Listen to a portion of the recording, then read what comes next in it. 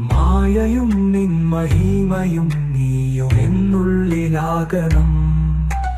നീയല്ലോ സൃഷ്ടിയും സൃഷ്ടാവായതും സൃഷ്ടിജാലവും.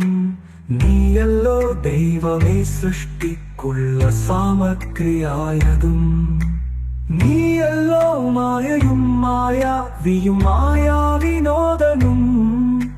നീയല്ലോ മായയെ നീക്കി സായുജ്യം നൽകുമാരനും.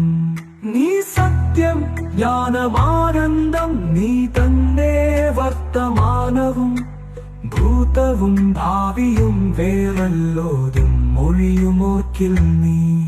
അകവും പുറവും തിന്നും മഹിമാവാർന്ന നിൻ പദം പുകഴ്ത്തുന്നു ഞങ്ങളങ്ങു.